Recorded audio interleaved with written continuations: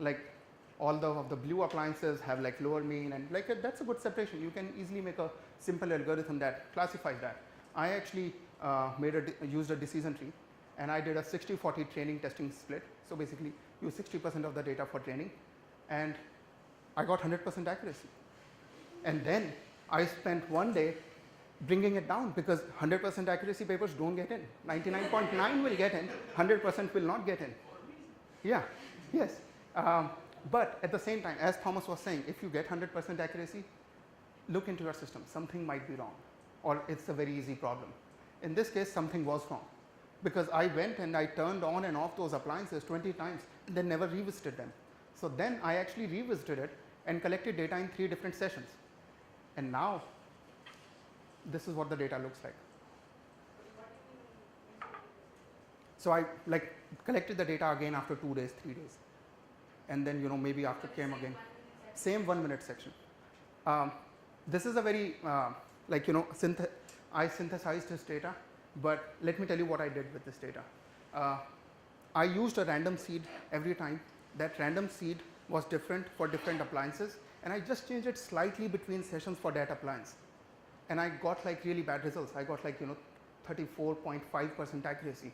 So what is happening? Had I just done that one single session, and the noise that I'm getting on the network was just random noise, I could have still published that paper and said I have 99.9% accuracy. But revisited it, maybe you are just looking at random noise. So that's why making sure that you go again and revisit it is very important. So in summary, there is no secret sauce. Whatever you are doing will depend a lot on the problem and the phenomena that you are trying to sense. Run a pilot study. Always run a pilot study. Be prepared to iterate and collect more data. And another thing that I'll throw in here is actually, if possible, try to make a real-time system and test it out, because then you will, be able to remove all these problems due to sessions and bias and things like that, because then you are doing it in real time. You are seeing that what is happening with the model that you made. So if possible, I will say test it out and try to make a real-time system. And that's it. Thanks.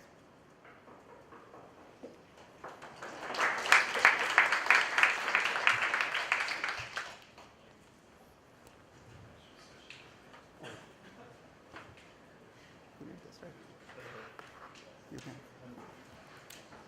Yeah, shifting. Are there any questions, by the way? Oh, yeah. Ask questions. Yeah. Any questions? That's, yeah, sorry.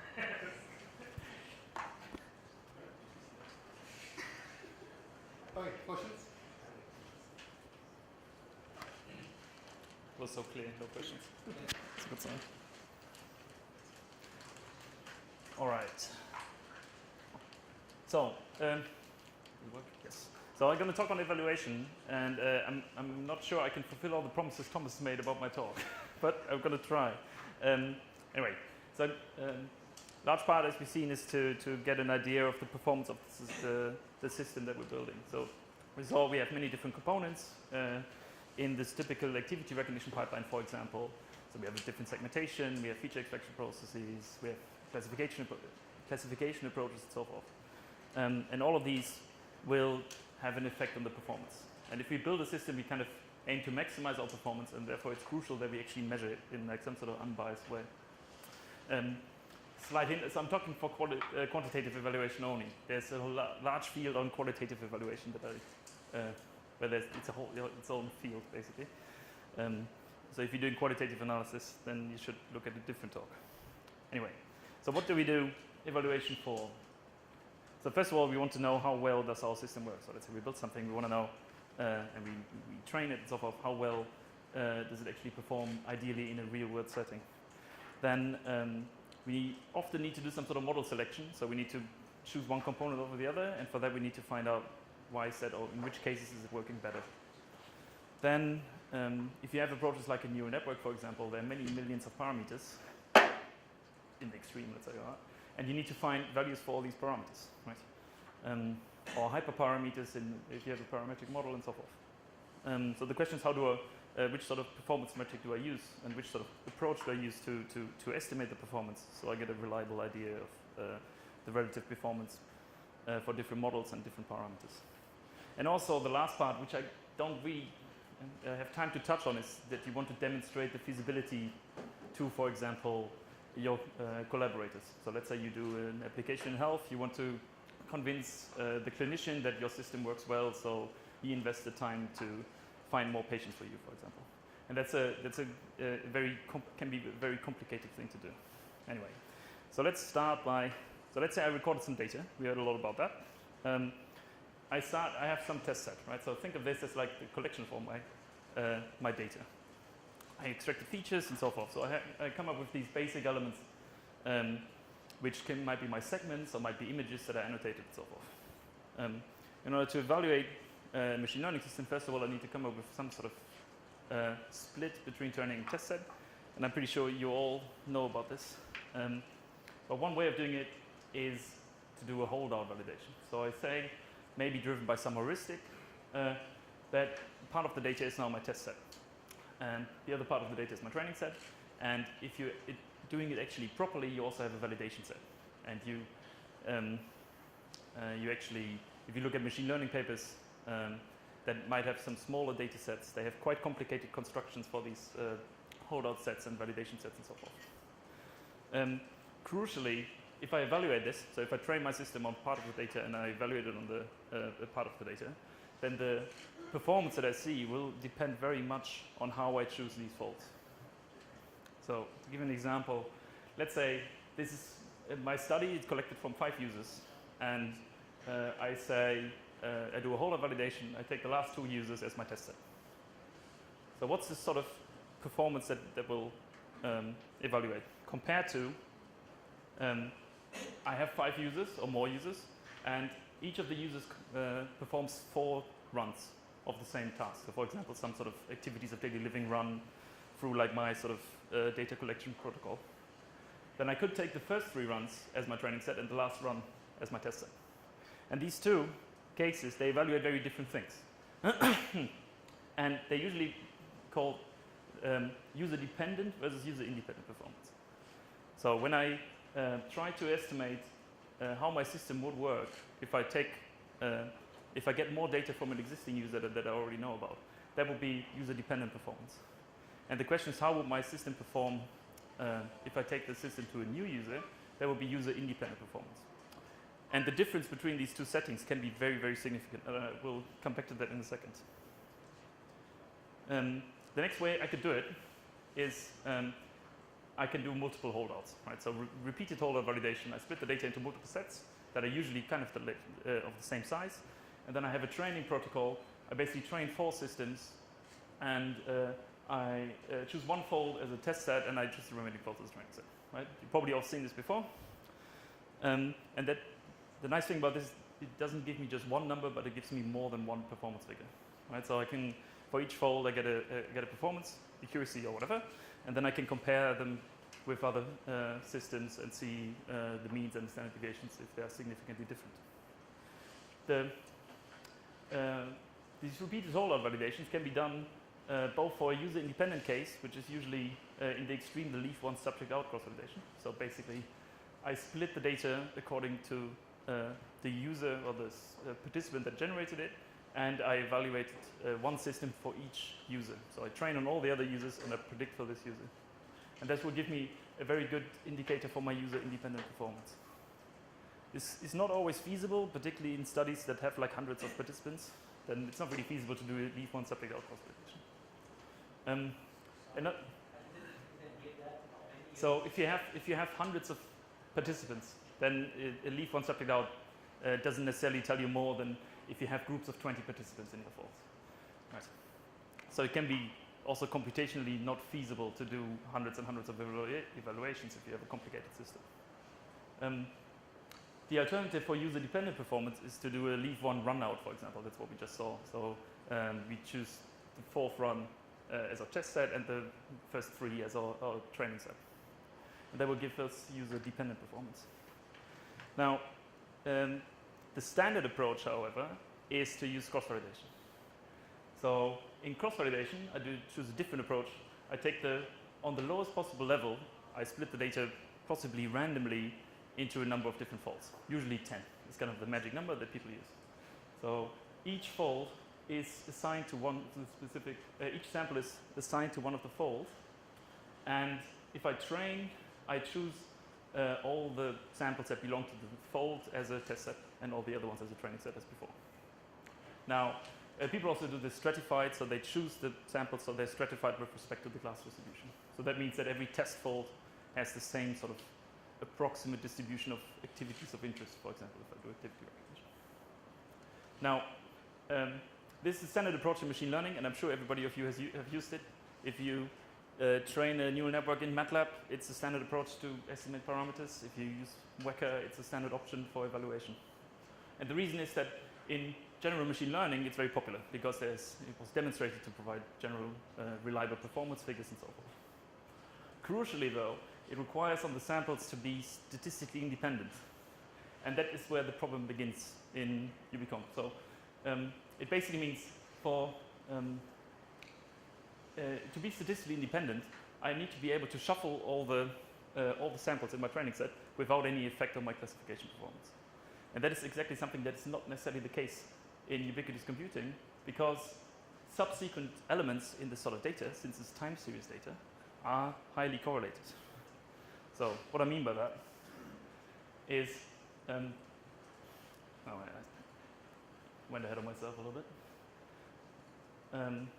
So what I mean by that is that if I look at one specific segment, which is at one point in the test set, it is very likely that the neighboring frames are in my training set. So if I do cross-validation on segmented time series, it means that for every, when I test for a segment I, it is very likely that the surrounding segments are in it. And by construction, these segments will be very, very similar. So if I have a sliding window approach with 50% overlap, it's actually 50% of the data are shared between these segments. So that means that if I do cross-validation, I actually get a very bloated performance. So I will get a very, very good performance in these sort of data sets, speaking 99%, 99.5%, and so forth. And that is a significant issue. I think I have another slide on this. Yeah. So there's actually, so this is something that we came across a lot in our studies. So we basically built systems using cross-validation and estimated parameters using cross-validation and so forth. And we always found that some of the methods that we use work really, really well. So for example, k-nearest neighbor always seems to work excellent. Or other methods that take into account pairwise similarity work really well, so decision tables and so forth. And it was really weird because if you look at general machine learning, those methods are always just the baseline, right? If you look at performance on NIPS or something, you will always see that even very simple, more sophisticated classifiers like a decision tree will usually outperform K and N. And it struck us as odd, and this is where we came across this bias of cross-validation. And there will actually be a talk on this on Friday morning at a horrible time of 9:30 in the morning. But if you're interested, please come and attend the talk. So Nils, Yes. can't you in this example then that when you select your testing set, you just remove the overlap ones from your training so they're just not in the validation at all? Even if you have no overlap, the subsequent segments will still capture the same activity in kind of the same context. Just because they're nearby. Yeah. So let's say I'm walking, it's likely that I chose the segment, so the activity that I'm interested in stretches more than one segment. And that means that neighboring frames are very similar just by context. What you can do, so there's a quite easy way around this. If you split this data into like a meter segment level, that you group frames together and then do cross-validation based on those meter segments, then you kind of get around the problem. Well, isn't that more like what you'd said before? It is more like what you said before. It is more like the one before. There's a question on how large do you choose the meter segments, and it gives you a bit more flexibility compared to like a leave one run out, for example, because your data set might not allow runs to be separated that easily. So there will be a talk on this. In general, I skipped a slide. I want to quickly go back to it. This one. So there's this difference between, I told you there are two different settings, user-dependent and user-independent performance.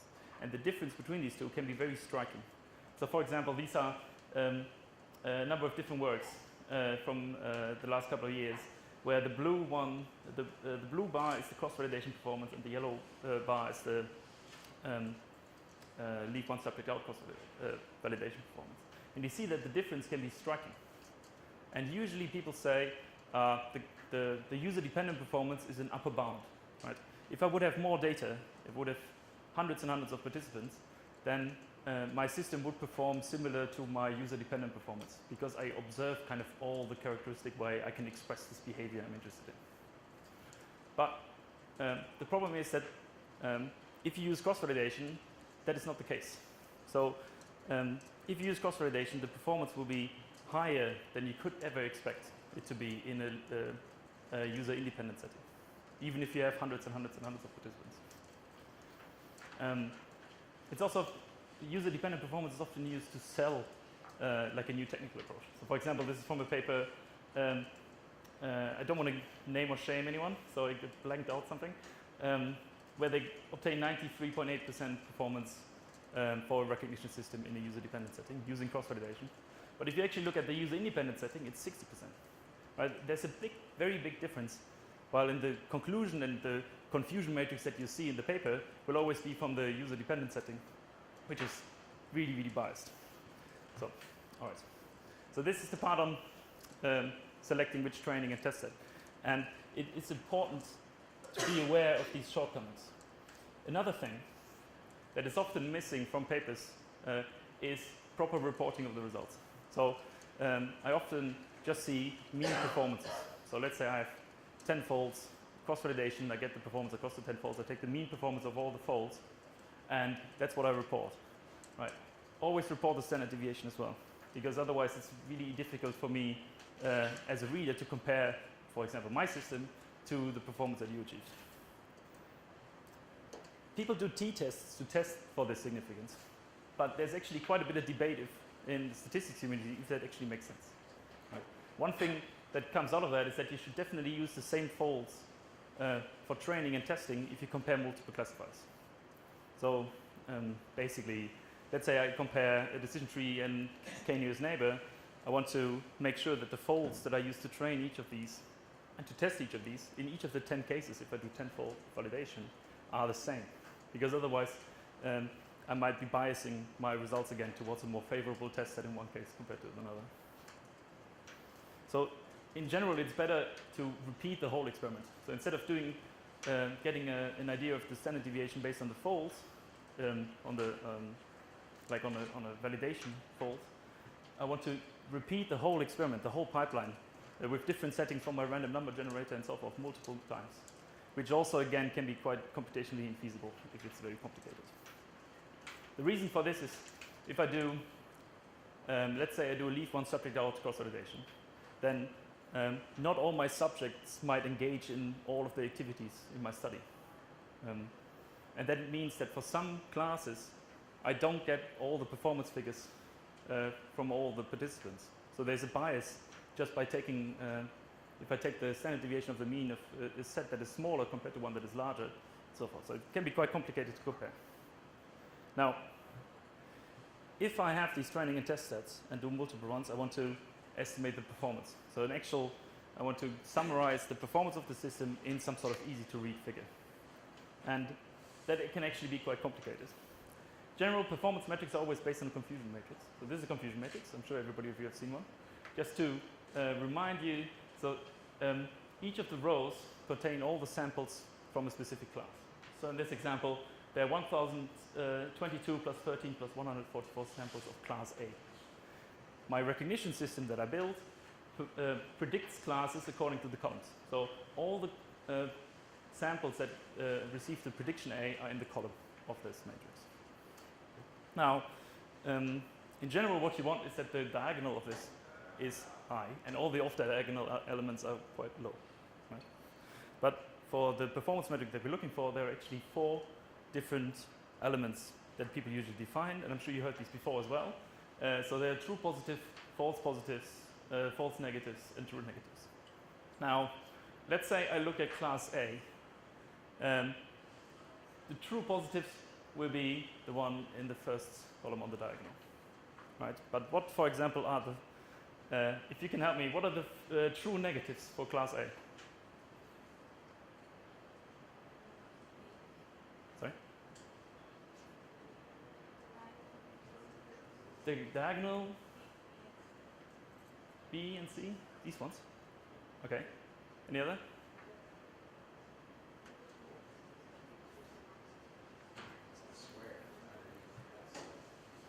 Gerge, you got it. These are actually the true negatives for this class. So basically, if you have a multi-class problem, it can be quite difficult, as you've seen, to come up even with these basic elements. So if I have multiple classes, what are actually my true negatives? The ones that aren't that class, that are predicted as not being that class. Exactly. You're basically trying to construct like a virtual two-class problem with my class and all the other classes. And that means that this will become a very big block, and that leads to problems later on. So everything that uses true negatives is problematic as a performance measure if you have multiple classes, so meaning more than two. Similarly, for the second class, we can also see the true positives are in the middle on the diagonal. The true negatives are all the elements that were true negatives are these on the outside. I get confused myself, huh? The false negatives are all the ones that are annotated as being class B, but are not predicted as being class B. And the false negatives, no, I said that. The false positives are all the ones that were predicted as being class B, but were not annotated as being class B. And I will keep this color coding just to make it easier to talk about this, because it is confusing. So for the last class, it's basically the same as for the first class, just mirrored. So based on these measures, we can come up with a number of different metrics. So some of these will sound familiar, and some of these have multiple different names, which makes it even more complicated to work with. So first of all, let's look at something like precision. Precision and recall are terms from information retrieval that look into if I have a search query, what are the sort of relevant documents that I get compared to all the documents that I get and so forth. So precision and recall are actually really nice because they don't take into account my true negatives, but they just work on my true positives, my false positives, and my false negatives. To put it into words, precision, also called positive predictive value, is the fraction of the elements that were annotated as belonging to my class out of all those that were predicted to be in my class. So it's this element here compared to the sum over these elements here. Recall, on the other hand, will give me an idea of, also called sensitivity, will give me an idea of the fraction of elements that were annotated as belonging to a class that are actually predicted to be in the class. So that is basically this element here compared to these elements in this row. There are other measures that are popular in like medicine, for example, which is specificity, for example, which is similar to positive predictive value, just from the other way around, from the viewpoint of the true negatives. There's also accuracy, so you can calculate per class accuracy. For each class, you can calculate your own accuracy, which is the sum of the true positives and my true negatives compared to all the elements in that matrix. A performance metric which I find to be very informative is the F1 score. So if you're in doubt of which performance metric to use ever, always go for F1 score. Because it gives you, in any case, if you have a prediction system, it will always be a trade-off between the sensitivity that that's possible for me to obtain compared to the predictive value that I will obtain in the prediction. To give you an example, okay, let's say I want to predict something that is quite rare. We had the example with the eating, right? So over the course of the day, you don't really eat that much, right? So it's quite rare. There are many, many more instances of not eating compared to eating. Now, if I have a system that has a high sensitivity, it means that all the elements of eating that I perform over the course of the day are correctly classified by the system as being eating. But this prediction is kind of worthless if the positive predictive value for that prediction is low.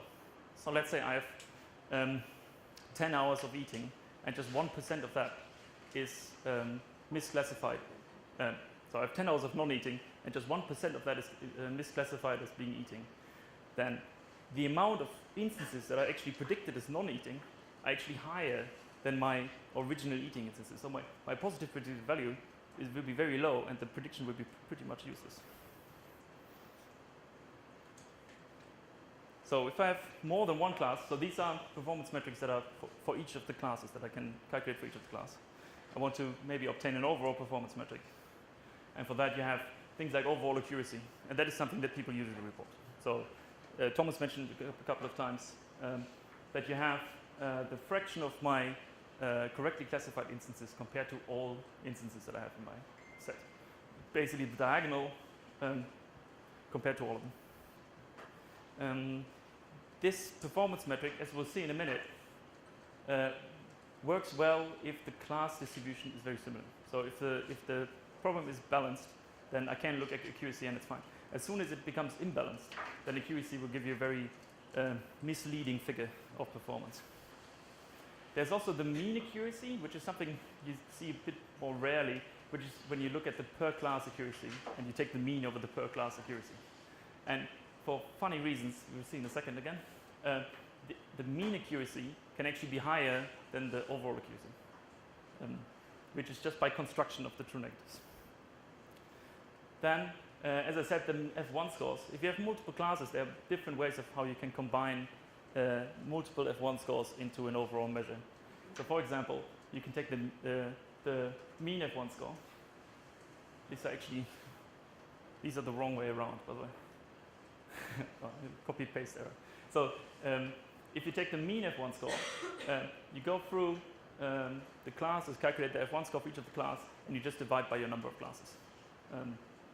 If you take the weighted F1 score, you actually calculate the F1 score and take it times the fraction of instances that belong to that class. So that means that a class that has many, many instances is more important than a class that has fewer instances. And the combination of these two measures is actually a very good indicator for performance. What you see normally published in papers, though, is confusion matrices, right? And particularly normalized confusion matrices. So this is an example from a paper we published earlier this year on Parkinson's. It's about predicting signs of Parkinson's in naturalistic environments.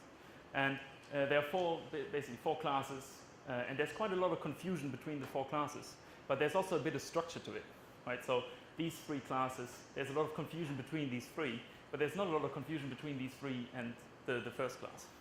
And that is something that is very hard to capture in the other performance metrics. But it's very intuitive and easy to spot in normalized confusion metrics.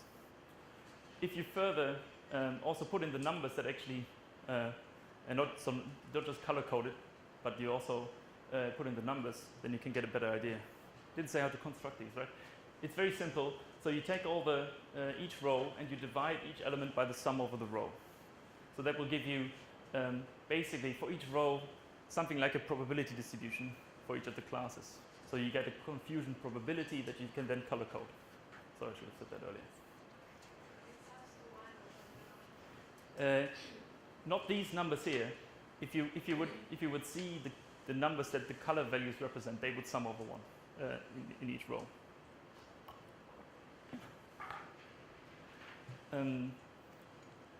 However, what a confusion matrix doesn't tell you is cases where you have classes with low predictive, positive predictive value. So I'm not sure if there's an example in this matrix. Oh yeah, here maybe.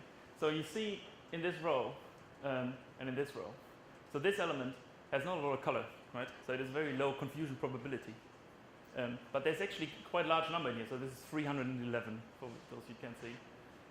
If you compare that with this number over here, which has a much darker color, so a much higher confusion probability, it's not that much higher. So this is 449. But this is something that if you just show the confusion probability is not really captured. So it's always a good idea to also put in the numbers.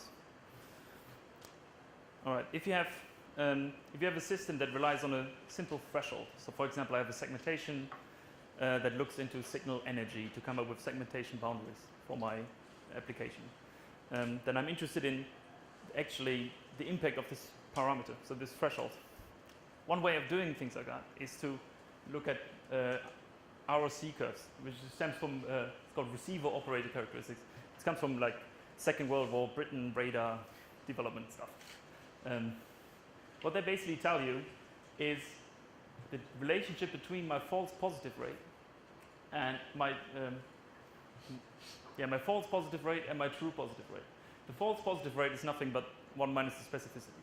So it's the cases in which I predict wrongly, pretty much. Versus the true positive rate, meaning the cases of my true positives that I actually classify correctly.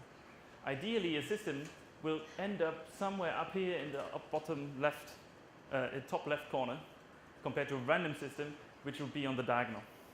So in this case, there are different classifiers in this plot, and the red one clearly is the best one. Right? And you often see RC curves for things like segmentations, simple classification problems for example, 2 classes and things like that, because they nicely illustrate this trade-off between false positive rate and true positive rate that depends on some parameter that I can set manually. However, what they don't tell you is how to set the parameter.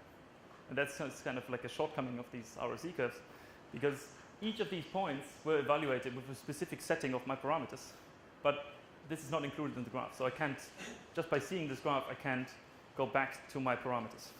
And I'm super running out of time. I'm just going on and on. All right. So there are other performance metrics. To give you an example, in that confusion metric we saw earlier, if we calculate the performance metrics, it doesn't matter. So there will be one performance metric where everything works best. So the takeaway message is there's no single performance metric that works well. So which performance metric should you not use? The problem, as I said earlier, are the true negatives, right? And the reason is that if I have multiple classes, so I scale up the number of classes, that this block in the matrix will just grow and grow and grow. And it will grow in the order of n squared compared to the rest of the matrix, which will grow in the order of n.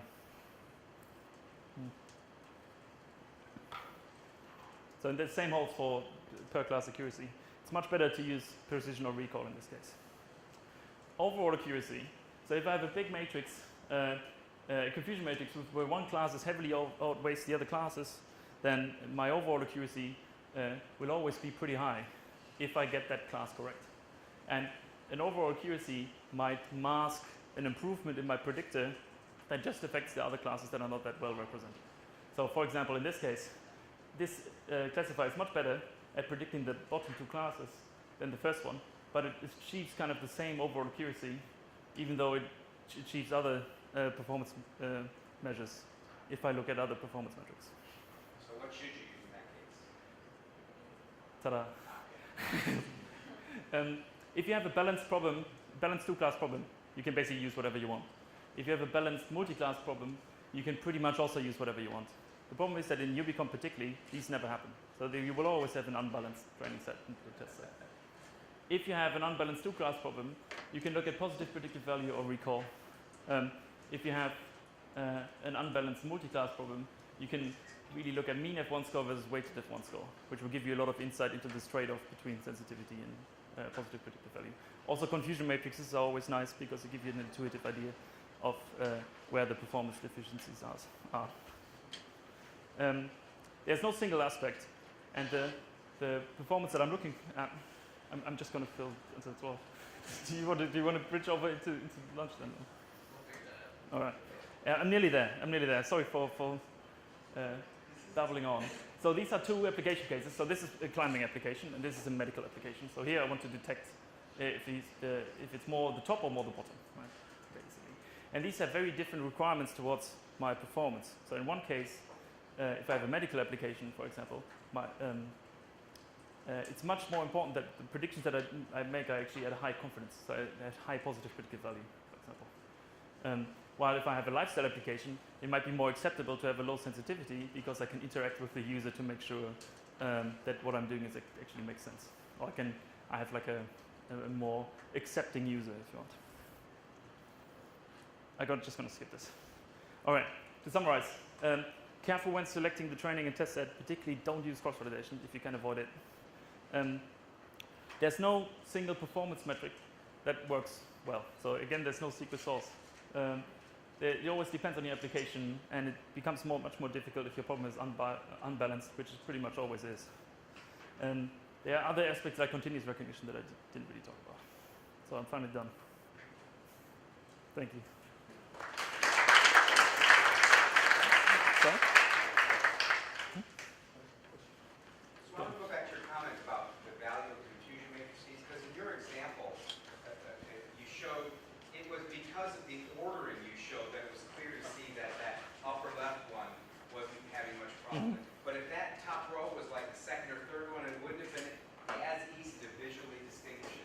So Yep. is there a statistical test you can do that essentially compares one or a subset of the classes against all the others that analytically tells you what is very easy in this case to see visually?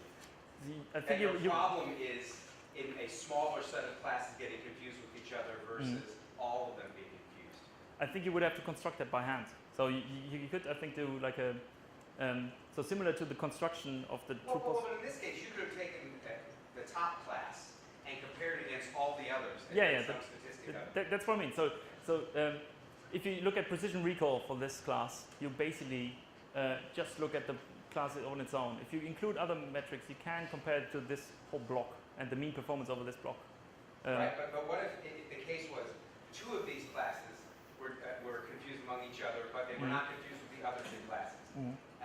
That you'd have to get lucky with the layout of the confusion matrix to see that clearly. I'm wondering, is there a systematic way to analytically arrive at that information? I'm not aware of one. That would be nice to have. Yeah. Because then you could automatically determine how you should lay out the confusion matrix so it would be clear to the reader.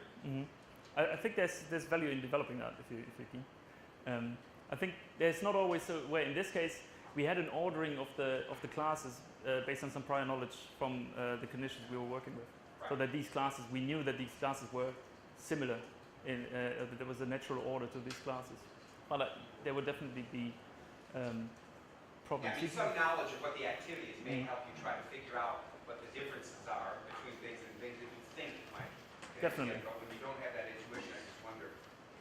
Because it's all about communicating to the reader so they can understand why you're coming with, this one class is not being confused with all the others, but I got 10 classes and it splits into 3 of those groups. That's not as easy to figure out how to order them. I'm not aware.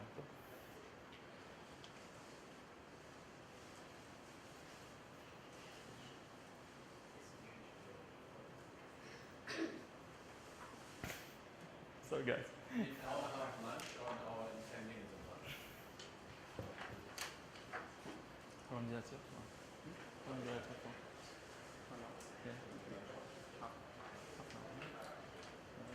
Right. So it's lunch now. I've seen there's lunch provided outside.